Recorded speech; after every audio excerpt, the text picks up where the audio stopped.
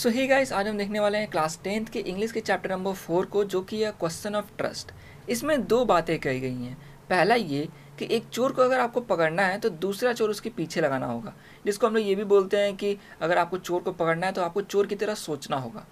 दूसरा है कि चोरों के बीच में बहुत ज़्यादा ऑनर रहता है, यानी एक दूसरे के प्रति सम्मान रहता है, बहुत ट्रस्ट रहता है।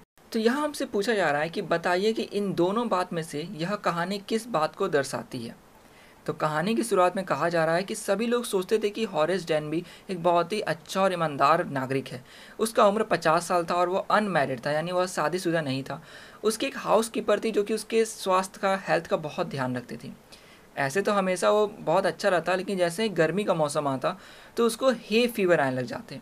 हे फीवर का अर्थ हुआ एक टाइप का एलर्जी जो कि प्लांट्स के पॉलन से होते हो। जैसे फूल हो गए, उन सब से बहुत लोग का एलर्जी हो जाती है, कुछ कुछ फूल से। तो इस टाइप से इससे भी बहुत ज़्यादा एलर्जी था। डेनबी लॉक बनाने का काम किया करता था, जैसे कि ताला चाबी हो गया या फिर तिजोरी के जो लॉक्स हो गए वो बनाने के। उसका बिजनेस इतना सक्सेसफुल था कि वो अपने पास 2 हेल्पर्स भी रखा था। डेनबी एक अच्छा और रिस्पेक्टेबल आदमी था, लेकिन उतना ऑनेस्ट नहीं था, उतना ईमानदार नहीं था। और 15 साल पहले वह पहली बार जेल भी गया था, जहाँ पर उसे प्रिजन लाइब्रेरी यानी लाइब्रेरी में सज़ा काटने को मिला था, लेकिन वहाँ पे कुछ काम वाम करने के लिए। इसे रेयर बुक्स बहुत पसंद थे और उन्हें खरीदने के लिए यह हर साल एक सेफ को, यानी एक तिजोरी को चोरी करना, उसे लूटता था ताकि वो उन बुक्स को अफोर्ड कर पाए। हर साल वो बहुत सावधानी से प्लान करता कि उसे कितना लूटना है, कैसे लूटना है, ताकि वो पैसे जो लूटे ना वो 12 महीने तक चल जाए और 12 महीने में जो भी नए नए बुक्स आते हैं वो सब वो एक एजेंट के द्वारा खरीद सके।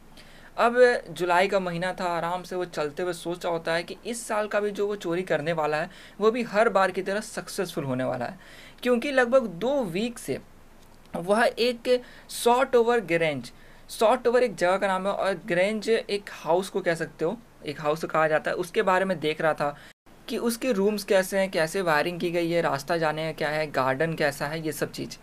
उस घर के जो ओनर्स थे, यानी वो फैमिली उस घर में रहती थी, वो वहाँ पर नहीं थी, वो लोग लंदन गए हुए थे।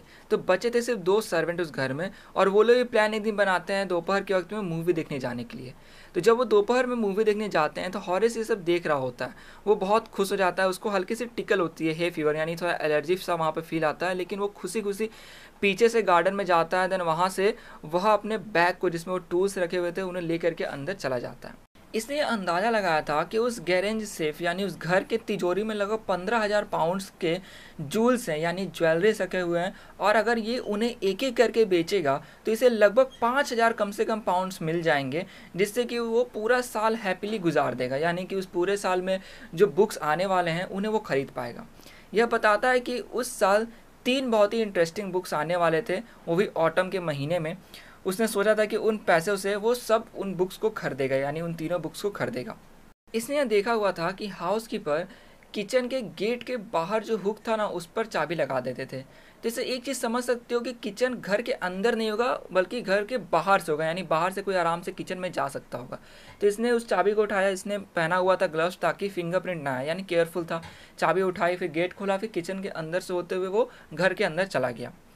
घर के अंदर जाता है तो एक छोटा सा डॉग बैठा हुआ रहता है, वो देखता है और फिर शरीर को ऐसे हिलाता है, देन थोड़ा सा नॉइज़ करता है, यानी भुगता है।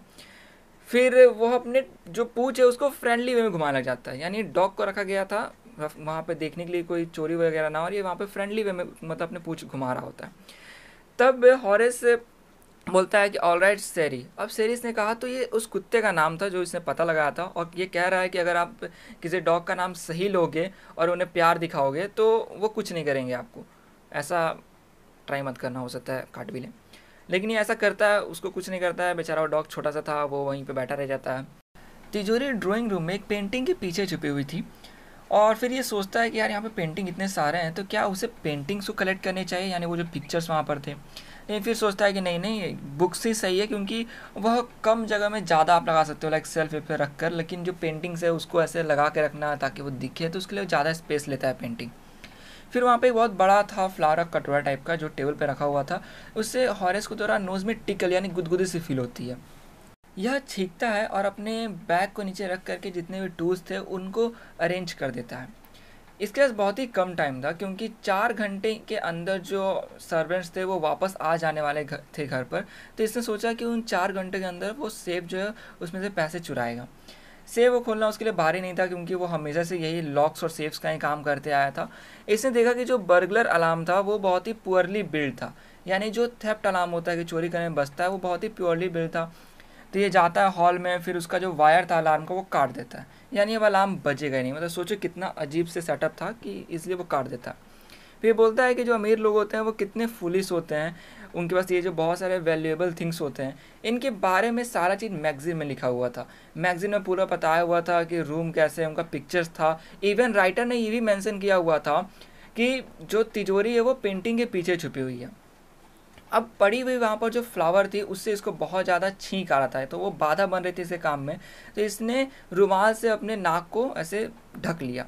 देन तभी वो एक आवाज़ सुनता है, कोई डोरवे यानी गेट के पास रहता है और कह रहा होता है कि क्या है ये, क्या ये कोल्ड है या फिर एक हे फीवर है, यानी ठंड लगी है या फिर एलर्जी है। तब ये उस समय कहता है कि हे फीवर है। देन फिर से ये छींकता है। वापस से आवाज़ आती है कि तुम इसको क्योर करा सकते हो, यानी ठीक करा सकते हो कि स्पेशल ट्रीटमेंट से, और तुम जानते हो तुम्हें यही पता चल जाएगा कि आखिर तुम्हें यह बीमारी किस प्लांट से हो रहा है। फिर वापस से आवाज़ आती है कि मुझे लगता है कि तुमको इसको ठीक करा लेना चाहिए, जाकर एक डॉक्टर से मिल लो अगर तुम सही में सीरियस हो अपने काम को लेकर के।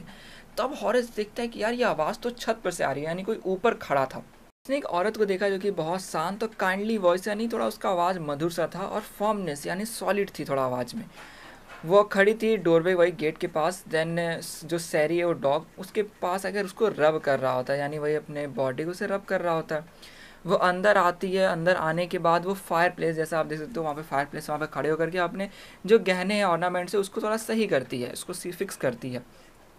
फिर बोलती है सैरी डाउन हो जाओ, मतलब बैठ जाओ। फिर कहती है इसको हॉरेस की तरफ देख करके कि कोई भी यह सोचे कि मैं 1 महीने के लिए बाहर गई थी, लेकिन जो कि मैं एकदम सही टाइम पर आई हूँ, तो मैंने यह एक्सपेक्ट नहीं किया था कि मैं एक चोर से मिलूंगी। अब हॉरिस को डर तो लगा, लेकिन एक होप था, क्योंकि वो औरत इससे मिल गई थोड़ा एम्यूज, यानी थोड़ा प्रसन्न सी लग रही थी। इसने सोचा कि अगर कोई भी ट्रबल को अवॉइड करता है, यानी सही तरीके से उस औरत को ट्रीट करता है, तो वो कहीं यहाँ से आराम से जा सकता है। उसने रिप्लाई किया कि मुझे लगा नहीं था कि मैं किसी एक फैमिली मेम्बर से यहाँ पर मिलूंगा। तो वो बोलते क्यों, मुझसे मिल करके क्या तुम्हें असुविधा हुई, वैसे तुम क्या करने जाने वाले थे अभी। तो हॉरिस बोलता है पहला ख्याल तो मेरे अंदर आया था कि मैं यहाँ से दौड़ जाऊँ, मतलब भाग जाऊँ। तब वो रिप्लाई करती है कि अगर तुम यहाँ से भागोगे तो मैं पुलिस को बुला दूंगी, फिर पुलिस आएगी और तुम्हें फिर पकड़ लेगी। ये इस बात पर रिप्लाई करता है कि मैं जाने से पहले टेलीफोन वायर्स को काट दूंगा, और फिर करके रुक जाता है, थोड़ा हेजिटेट करता है और अपने फेस पर स्माइल लाता है। देन वापस से रिपीट करता है कि मुझे बस कुछ घंटे चाहिए, यानी मैं ये पहले श्योर कर लूँगा कि तुम कुछ घंटे कुछ भी ना कर पाओ, कुछ घंटे मिलेंगे, मैं उतना देर में भाग जाऊँगा। तब ये समझती है कि बोलती है कि देखो क्या तुम मुझे हर्ट करना चाहते हो। तो उस पर वो रुक जाता है। फिर बोलता है कि देखो मैं तुम्हें धमका रहा था इससे, मतलब मैं तुम्हें वही डराने की कोशिश कर रहा था। देन वापस से कहता है कि वैसे तुमसे मुझे कोई डर नहीं लगता है, और ये तुम्हारे लिए भी अच्छा होगा कि अगर तुम मुझे भूल जाओ और मुझे यहाँ से जाने दो। पता नहीं होता है अपने आप को थोड़ा अच्छा दिखा रहा होता है, थोड़ा सा पावरफुल दिखा रहा होता है। तब तक वो गुस्से में कहती है थोड़ा सीरियस होकर के कि मुझे तुम्हें यहाँ से क्यों जाने देना चाहिए, तुम मुझे लूटने वाले थे, अगर मैं तुम्हें जाने दूंगी तो तुम किसी और को लूटोगे, और सोसाइटी में तुम जैसे लोग को सोसाइटी को बचा के रखना होता है, मतलब सोसाइटी में तुम लोग से खतरा है। तब स्माइल कर बोलता है कि मैं किसी को नहीं धमकाता हूँ, मैं चोरी उन्हीं से करता हूँ जिनके पास बहुत सारा पैसा है, और चोरी करने के पीछे भी मेरा एक रीज़न है अच्छा सा, और मुझे जेल जाने से डर लगता है। ये बात लास्ट में वो कहता है। वो हंसती है, ये बैक करता है, मतलब सिचुएशन कुछ ऐसा ही था। देन ये उसको मनाने की कोशिश करता है, बोलता है देखो तुमसे कुछ भी कहने का मुझे राइट नहीं है, कुछ भी मांगने का राइट नहीं है, लेकिन मैं बहुत डेस्परेट हूँ, यानी मैं कुछ भी करने को तैयार हूँ, मुझे बस जाने दो, मैं कभी भी फिर चोरी नहीं करूँगा। कुछ देर तो वो पहले शांत थी। देन उससे पूछती है कि क्या तुम इतना डरते हो जेल जाने से। और फिर पूछती है आंट यू, मतलब सही में। देन अपने सिर को ऐसे सेक करते हुए, मतलब पकड़ के सेक कर रही है, और फिर बोले कि देखो मैंने हमेशा से गलत लोग को ही मतलब पसंद किया है। देन आगे जा कर के एक सिल्वर बॉक्स रखा रहता है टेबल पर, उसको उठाती है, उसमें से सिगरेट निकालती है। अब जैसा कि डैनवी बहुत ज़्यादा ईगर था, ये चाह रहा होता है कि उसको जान दे दे, उसको खुश करने का सोचा होता है, तो वो अपने ग्लव्स को निकाल करके लाइटर उसको देता है, लाइक जैसे फिल्मों में दिखाया था, ऐसे सिगरेट को ले रहा है, कोई लाइटर अलग से जला रहा है। देन फिर उससे बोलता है कि तुम मुझे जाने दोगी उस लाइटर को पकड़े हुए। तो वो बोलती है हाँ मैं जान लूँगी अगर तुम एक काम करोगे तो वो बोलता है मैं कुछ भी करूँगा। वो बोलती है कि देखो लंदन जाने से पहले मैंने अपने हस्बैंड से प्रॉमिस किया था कि ज्वेलरी को मैं बैंक में रख दूँगी, लेकिन मैं इसी तिजोरी में भूल गई। अब मुझे उस ज्वेलरी को पहन करके एक पार्टी में जाना है आज रात, लेकिन फिर वो बोलती है कि जब मैं यहाँ पर आई तो मैं बट करती है, तो वो एकदम से गेस मारता है कि अच्छा ये लगता है पासवर्ड भूल गई है। तो वही बोलता है कि अच्छा मैं समझ गया, आप यहाँ पर आई हैं लेकिन आपको नंबर्स याद नहीं है सेफ के, है ना। तो ये थोड़ा सा स्माइल करता है यार, खुश हो जाता है, क्योंकि सोचता है कि कोई बात नहीं है तो तोड़ देगा उस लॉक को। ये बोलता है कि ऐसी बात है, तो बोलती है हाँ ऐसा ही है। तो बोलता है मुझ पे छोड़ दो, 1 घंटे के अंदर मैं इस सेफ को तोड़ दूंगा और फिर ज्वेलरी तुम्हें दे दूंगा। तो बोलते हैं कि हाँ चिंता मत करो, वैसे ही मेरे हस्बैंड 1 महीने तक यहाँ पे नहीं आएंगे, उस बीच मैं इस तिजोरी को मैंडेट करवा लूँगी, मैंडेट यानी कि इसको ठीक करवा लूँगी। देन 1 घंटे के अंदर वो तिजोरी तोड़ता है, उसमें जितने भी ज्वेलरीज थे उन सबको निकाल करके वो उसको दे देता है। ये वहाँ से चला जाता है और 2 दिन तक ये उस लेडी से किया हुआ प्रॉमिस को निभाता है जो इसने कहा था कि कभी चोरी नहीं करेगा। लेकिन तीसरे दिन की सुबह यह सोचता है कि यार इसे वो बुक्स कैसे भी चाहिए। इसके लिए वो जान रहा होता है कि उसे एक और सेफ यानी तिजोरी को चोरी करना पड़ेगा, तो इसके लिए उसको वापस से देखना पड़ेगा कि अब किस तिजोरी को चोरी करे। लेकिन उसे प्लान बनाने का कोई चांस ही नहीं मिला, क्योंकि दोपहर के वक्त में पुलिस आई और उसको अरेस्ट कर ली सॉल्ट ओवर ग्रेंज के अंदर ज्वेलरी के चोरी के इंजाम में, मतलब उसी घर में जहाँ पर वो पहले गया था। इसके फिंगरप्रिंट्स पूरे वहाँ पे पाए गए थे उस सेफ को खोलने वक्त, जो इसने अपने ग्लोव्स को हटा दिए थे, तो उसके वजह से उसके पूरे फिंगरप्रिंट्स वहाँ पर मिले थे पुलिस को। यह बोलता रह गया कि उस घर की जो ओनर की वाइफ है उसने कहा था इसको खोलने के लिए उस सेफ को, लेकिन कोई बिलीव नहीं किया। इवन जो उस घर की ओनर की जो वाइफ थी वो ग्रे हेयर्ड शार्प टंग यानी वही तीखा बोलने वाली औरत थी जो 60 साल की थी, और बोलती कि ये जो भी बोल रहा है स्टोरी ये सब नॉनसेंस है, सब बेकार है। अब हॉरेस को जेल भेज दिया गया, वहाँ पे अब वो बन गया था असिस्टेंट लाइब्रेरियन। और फिर वहाँ पे जब भी इस मतलब ऐसे बैठा रहता था, सोचता कि वो कितनी चार्मिंग यानी अट्रैक्टिव और तेज तेज तरार वो लेडी थी, जो कि सेम इसकी तरह चोर थी, लेकिन उसने इसको भी ट्रिक कर दिया, मतलब इसको भी बेवकूफ़ बना दिया। और जब कभी वो सुनता किसी के मुंह से वहाँ पर कि चोरों के बीच में बहुत ज़्यादा आदर होता है, एक दूसरे के लिए रिस्पेक्ट होता है, तो वो बहुत ज़्यादा गुस्सा हो जाया करता था।